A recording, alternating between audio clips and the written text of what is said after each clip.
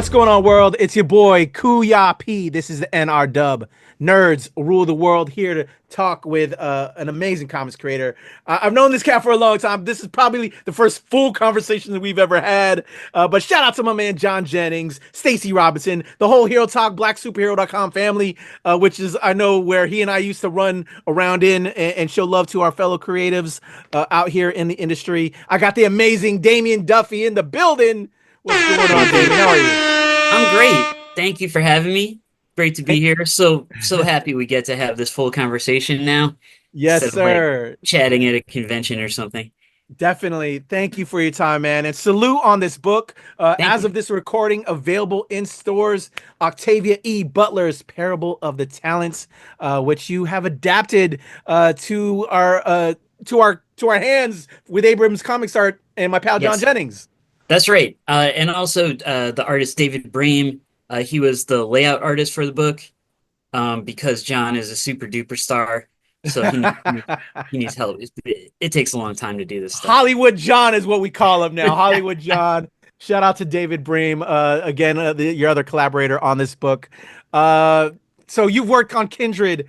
You worked on the previous book, Parable of the Sower, if I got that correctly. And So now like Sower. Okay, yeah, my apologies. And all it's all my good. fellow Afrofuturist fans are like, Patrick, what is wrong with you right now? You're hating. You're getting it all wrong. I'm getting over being sick, y'all. I apologize. No, Uh, I don't think I knew before working on the book, so it's fine. Like I'd only read it before, you know what I mean? Got All good. you. So, Octavia Butler is one of the most important people in sci-fi fiction and Afrofuturism. Let's start there.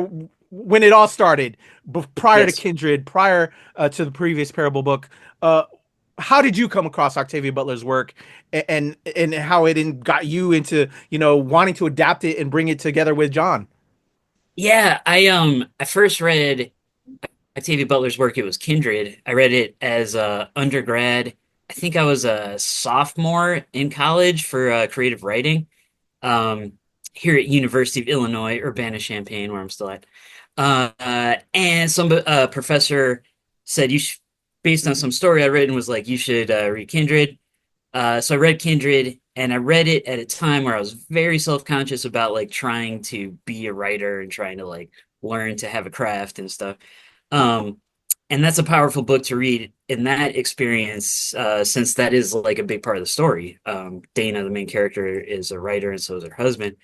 Anyway, so I was reading that, and I knew nothing about it just because someone had told me read this, and I got a copy that had it was one of the older editions that had a more abstract copy, so you didn't really have any idea what it's about. Like there were no hints on the cover. And if you read the Kindred that way, you don't realize the main character is black until like page 30, like the narrator, Dana, and you realize she's black at the exact same moment she realizes she's traveled back in time to a slave plantation. So Octavia Butler figured out this way to make you, the reader, like identify and understand the stakes of the story at the exact same time and kind of in the exact same way as the main character. And that just blew my mind. Yeah. Um, and then just like uh, the fact that she writes like honest racial politics, like that aren't couched in terms that are trying to like she's very plain in the way she writes about like race and gender in the US especially, and especially with these parables books. But yeah, if it's refreshingly honest, it doesn't feel like it's trying to like trick you into anything. It's just like here's what's going on. You know what I mean? Yeah. Um, and for those reasons, like I was drawn to Butler as a writer after that. That's awesome. And just, as a person of color, that, representation, it means so much to me. And, Yeah. and to, and I think with like the both of us as fellow creatives, we know what society we're living in. And the way she's able to use this to cross over, or was able to cross over, rest in peace, Yes, Octavia Butler, definitely. Yeah. um, is so important because I think it's through this kind of work we can help change and if not change, because shit, I thought we were changing it, so a whole bunch of people with Obama, but now kind of world we're living in. I won't get into politics, but I'm Man, worried of the apocalypse that we're in man. right now. You Look, know, you can't, to be real, you can't talk about this book and not get into politics. let's go. Like doing these interviews, I've only done like a couple so far, but I've started to realize like, oh no, people are going to ask me like, what do we do now? Because she wrote a book that was like, here's what the future is going to be if you don't do better. And I'm like, I don't have answers either. Yeah, Octavia Butler is a genius. I do comics. Um, but at the same time, it is like you're saying, like so important. Um, and not just like the stuff I was saying, but like the representation aspect you were talking about. Butler has been just like such an important part of different and writers of color. Like she really, was a trailblazer in science fiction and fantasy, especially, but just in like literature and like American intellectual thought, I would say. oh, definitely. Um, and yes, so all of which is to say, politics unavoidable, especially when it's about when it's a book about the rise of fascism in the United States under a president who Yeah, proclaims "Make America Great Again." Um, it's like so on the nose as to almost be funny, um, but it is it's not. scary, bro. Yeah, it's so Mhm. scary. And I want to thank you and John for continuing to have to have our work still be out there and available because we need that voice so much. Because I'm raising a young one right now. I've got a young teenager getting ready to go to college, and Yes, same. Yeah. yeah. So just trying to have her send off, and they're Well, banning it's all of our trade school. books. I should You say know. trade school in case he watches this. He'll be mad at me. Like, I'm not going to college. Trade school. I know, son. Yes. I know. I'm sorry. Go ahead. Yes, salute to the young Duffy over there. Yeah, so her work is important. And so you found her work. I'm sure John found her work as well. How did you and John meet up and then lead to then, hey, let's get together. Let's win some comics awards, the both of you. Salute to you both, Thank adapting you. her work and again, being that vessel for us to continue to enjoy her work. Oh, thank you so much for like all that. Yeah, no, John and I met. It was also here, University of Illinois, where apparently I'm just going to be forever. I don't know. I came here You're, and you're helping those young minds, Damian. I'm doing my best. But yeah, so John used to be a professor in graphic design here. And I met him, it was before I went to grad school. I worked at the law library. It was right across the street from the art building where John was teaching. He had Scott McCloud, author of Understanding Comics, come and talk. And it was a talk for his class, but it was also, like publicly open talk. But I was friends with this guy, Dan Yesbick. This sounds longer. This won't take as long. This guy, Dan Yesbick, he was a grad student in English at the time, now a professor, teaches graphic novel classes. Dan was friends with R.C. Harvey, a pretty famous comics historian, used to live in Champaign. And R.C. Harvey was friends with Scott McCloud, right? So after the talk, Dan crashed the dinner because he was friends with R.C. Harvey. R.C. Harvey crashed the dinner because he was friends with Scott McCloud. And then, like, I crashed the dinner because I was friends with Dan. So, like, third degree crashed the dinner. I love it. But so that was how I met John. And the rest of us, like not Scott McCloud, but the people who lived here, we started getting together every week, every couple of weeks, and we talked about like comics and politics and art and stuff. And it became pretty clear that John and I had very similar ideas about all those things. And especially like I think the first thing we really bonded over, well, like hip hop horror movies, but also comics wise, the idea that comics is an art form and that is an art form that is capable of Yes. any kind of communication. And a lot of our early collaborations were, curating art shows, and kind of like the research interest that led into the Black Comics art books. Um, so that was like one place we started, and then we just started making comics also, working off those same ideas. I love it. I love it. I love it when two great minds get together. So had you done so you were doing all that had you done comics before for those that don't know, Oh yeah. was it easy for you to transition and work with John or and Um, that collaborative relationship? yeah, no, I so the well, let's see, maybe 3 years, 2 or 3 years before I met John, my close friend Dan Tincher and I had been self-publishing this comic called Wisp. It was like this black and white kind of crime sci-fi thing. And we actually got it was carried by Previews, the Diamond Comics distributors, RIP catalog. Um, it's all the comic shops. So like we were actually in the direct market for 3 issues. Um, but anyway, yeah, so I had experience collaborating with Dan on a bunch of stuff, and then our other friend Ed Cho, who still works in the industry, he wrote this book called Little Guardians for Scout Comics, and he has stories out now and everything. Anyway, um, we at a certain point had all worked together. I met John. John and I worked together. And then like all of us and a couple other people collaborate on this webcomics kind of collective anthology thing called iTrauma Comics. And that was kind of where I think John and I honed a lot of our sort of collaborative skills, working on shorter comics there. That turned into our first graphic novel, The Whole Consumer Culture, which is an insane black and white countercultural book meant for like poli sci classrooms, published by an art book publisher in Chicago. And then, I mean, other stuff, but then Yeah. Kindred, kind of. Awesome. All right. So, okay, we're establishing the creative relationship. Yeah. So now, how do we take this amazing book that we both love and pare it down and, start creating this, amazing, and eventually was going to be, winning so many awards and now leading up to, this brand new volume Yeah. for folks to check out. Yeah. Sorry, I'm in the sunroom. I didn't realize it would be so sunny somehow. No worries. Strange. Yeah, well, that's fine. I'm gonna have like a big red patch by the end of this. Yeah, so like Kindred was the hardest technically for me to adapt because I hadn't done anything like it before. I'd adapted like a poem before and a short story, but that was like taking something small and making it bigger. And this was taking like expansive story, Yeah. making it smaller. So I wrote like a terrible first draft with Kindred, where I did a lot of like moving events around and trying to have this framing thing that was really just my attempt to not have to cut any narration because I felt not great about having to cut Octavia Butler's prose. You know what I mean? Yeah. Like, Yeah. for all the reasons we said, and I always say this like it's a joke, but kind of not.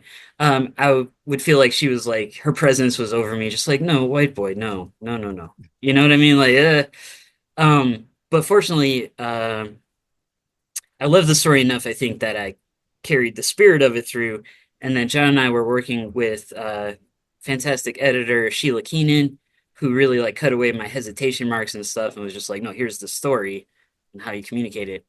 Oh, wow. Um, so that was a learning experience. And then by Parable of the Sower and Parable of the Talents, I had a much better sense of just like the expectation of like how much you can rework the story, and somewhat of a better kind of instinctual sense of like what things were crucial to keep in and what things were maybe just kind of additive world building that the images that the art's taking care of and you can cut those out. So just for all those reasons, I felt like more confident technically with Sower and then Talents, which I kind of wrote back to back the scripts for. And had a point there, Talents. Yeah, no, so the difficult thing about writing Sower and Talents was that the outside world was the same as what I was writing. Like it's a dystopian thing, and I'm barely on social media anymore because it was like, Yeah. why is this documentary now? Like, no, that's not right. I feel you. Um, Yeah. so it's a really it's I think when we first got the opportunity to do Kindred, we were just so excited to do it. We didn't think a ton. I mean, definitely we were very concerned about being respectful to Octavia Butler's legacy and doing justice to her storytelling. And just based on us as creators, we were really cognizant of wanting to make an adaptation that used the comics form to do what comics does best and not just make it sort of like a watered down Cliff Notes version of a novel. Um, but I don't think like just the sheer scope of the impact she's had and just the prescience of her ideas really started to hit me until we got to these parables, and especially right now, where so much of the darkness in the novel Our mirrors what's reality going right on. now. Yeah, yeah, Amazing. So yeah, I was wondering, as a fellow comics creative myself as well, that's kind of how I met John. yeah, yeah, Uh, yeah, is yeah, so you kind of feel each other out. This is a very, collaborative process. Like you turn in and, you know, as a writer, sometimes it's like I feel like, oh, I gotta explain, but no, I need to allow him as the artist or her, yeah. breathe and create themselves. I can't give too much detail because then Right. they'll kind of put them in a box. I give too much detail. I know I give too much detail. But like the thing is, I also know like John and I are close enough friends where I know I can just give all the detail in the world and I'll be like, you could not do any of this if you have a better idea, go with the better idea. It's just like, here's what's on my mind, here's some things, it's more like setting tone or something like that. Yeah. But yeah, if I was writing for someone I didn't know, I would definitely be a little better about just like, here's the main events. Okay, go to. I love that. Yeah, yeah. It's the trials and tribulations we learn as comic creatives and working collaboratively. Yes. So kindred to Parable of the Sower, Mhm. to now the talents. You said you did them back to back, and again working with David Brame, involved with this. What was it like working with those talents? If we could give some love and light to Brame and John, what was it like? You put the script together, and then you're coming back with some of the art, seeing their skills come back, Yeah. and maybe trading back and forth. Did you do the final like word balloons and scripting a little bit, adapting after the fact, back and Uh forth? Because no, sometimes like you kind of do things in different steps. I would well one thing just like John and I and also David, I think uh like we'd worked in the past together, like with David, I can't even remember when I first collaborated. It might have been like 10, 15 years ago now. Um but I think all of us are pretty comfortable with just like getting the work out, and I think we're pretty comfortable with sort of compromising or letting um, our duties overlap in certain ways. So I think that's just kind of a strength of us as collaborators in general, that we're not really precious in that way. It's just like what can get the story out in the best way possible in the limited amount of time we have. But yeah, so working with David Brame, always great. He's so fast with the layouts.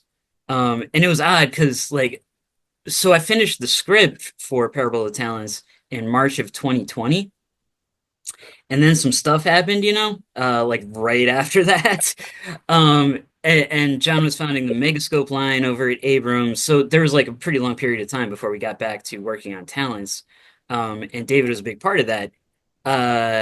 So like I felt a little bad that I hadn't written a script that was specifically to David because I Mm. didn't know he would be part of it, but he was familiar enough with my style, and also just like yeah, he would just churn out like 20, 30 layouts like nothing. And I was like, am I being lazy in my own drawing? Like how that's so yeah. But occasionally like he would misread something or something would be wrong, and I would just go in and like Photoshop fix it or redraw a little bit or something. And I think that was fine with everybody too. Like just getting back to the idea of like how we're collaborating. I think we're very project oriented more so than just our own personal brand oriented, if that makes sense. Yeah.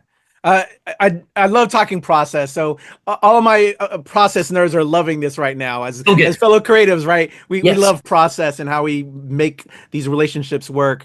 But I promise now to those people like, why aren't they talking enough about the book and what this new one's about and everything? We'll get to that right now, Yes. Damian. So for those that didn't pick up the last the first parable, can we speak on that and then lead into this new parable of the talents that's available at your LCS right now, y'all? Once you're done watching this interview, go to your local comic shop, that's your LCS, and go pick it up right now from Abrams Comics Art. It's over there. Go There there. you go. Yeah. So one thing I will say, just to preface it, you can read Parable of the Sower and Parable of the Talents on their own. And Butler did a really amazing job of writing books that are both part of a series and stand on their own as stories. Anyway, that being said, Parable of the Sower is about the it's kind of about the end of Lauren Olamina's childhood in a way. So it's about this at the start, she's 15-year-old teenager in a gated community, Lauren Olamina, who has just sort of through her own reading and thought process come up with this belief system, religion called Earthseed, which conceives of God as change and has the goal of eventually getting humanity to colonize other planets, interstellar travel. And the first book is very much, it's a Bildungsroman, if you ever uh, care for those literary terms, but it's very much her journey to becoming to taking the first steps to becoming this sort of community leader and to founding a community in Northern California called Acorn, where they can practice this religion and just try to survive this dystopian world rife with climate catastrophe and income inequality and in Parable of Talents, especially the rise of fascism in the United States. So Parable of the Talents starts when Lauren has become the community leader, the leader of the commune they were starting at the end of the last book. Uh, but she's not the only narrator. Her daughter is actually the one telling you this story from the future as a grown woman, talking about her mother who has long since died. And she's telling you that she expects her mother's followers will make her a god, and she is not real happy about that. So the rest of the story is talking about Lauren Olamina, the sort of start and progression of her adulthood. It's the second part of her life story. It's the second part of the story of the Earthseed belief system and how it gets persecuted in a Christo-fascist 2030s United States. Um, it was written as a warning. Both books were written as a warning of the future if the sort of extractive politics and economics of 1990s America kept going on for like 30 years. And here we are 30 years later, and there is very little that is science fictional about the book. With the exception that Lauren Olamina has a thing called hyperempathy syndrome, because so she feels what she sees other people feel, because Mm. Octavia Butler was like, this dystopia is not bad enough. What if you could feel other people's pain while walking through it? Ugh. Enjoy. Definitely, definitely. The amazing Octavia E. Butler, adapted by Damian Duffy, John Jennings, and David Brame. Go pick it up at your LCS right now. Such amazing work, such great work. Thank you, Damian, for for those that may not have picked them up before, but they need to be initiated, and just it's important work. Um, Thank you. you know, we've it's just so wild. I love that it's we love her, we love this work, but it's Yes. just the realities that we're in now. And I apologize if I'm bringing that Please. in, but I'm a person of color in this world right now who's just trying to survive every day, when every day feels like we're getting closer and closer to the edge. And Yes.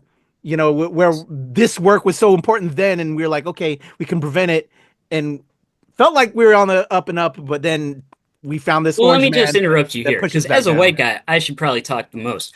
So, I'm part of it. Sorry. Love you, Damien. Um, Thank you so much for having me. It's been great. Definitely. And I apologize for getting into but it's like I can't help it sometimes. But that's also why I want to have this, because this is such important Yes. work, Oh, and why thank I you. want to Yeah. talk on it. Yeah. And like I hope I didn't actually interrupt you there. It just seemed like a good place No for that worries.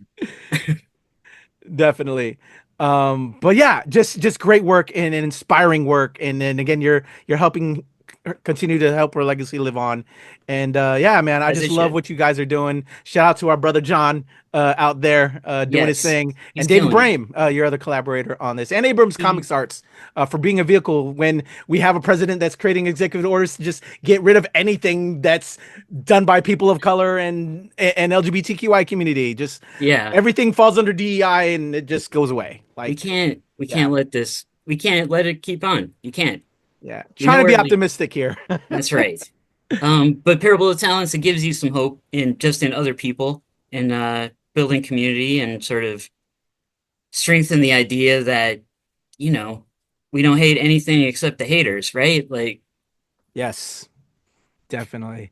Well, this is amazing. I can't wait to finish this up. I started it a little bit, didn't get it done in time to talk to you, Damian. So I'll probably have to hit you up and John to be like, all right, let's talk one more time because you guys yeah, again, brilliant and just amazing work, sir. thank you. You need Thank to you get so that much. shelf ready because you're probably going to get another trophy on this one. I'll tell you I'm that. just, I'm so honored that we're able to be out here, cultural ambassadors for Octavia Butler. And yeah, just thank you. I really appreciate it.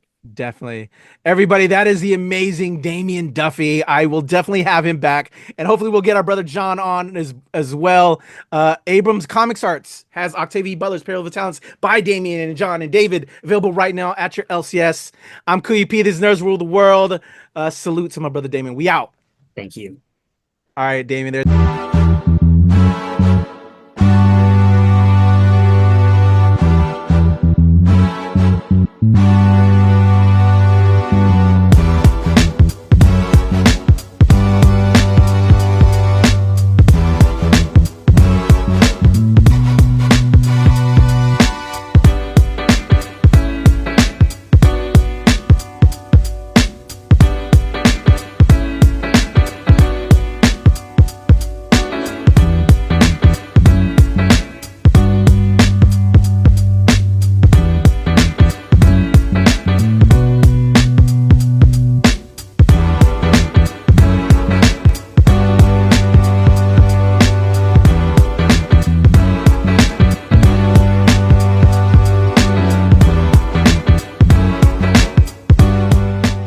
Nerds rule the world. Pleasure chatting with you. Love to all my nerds who rule the world.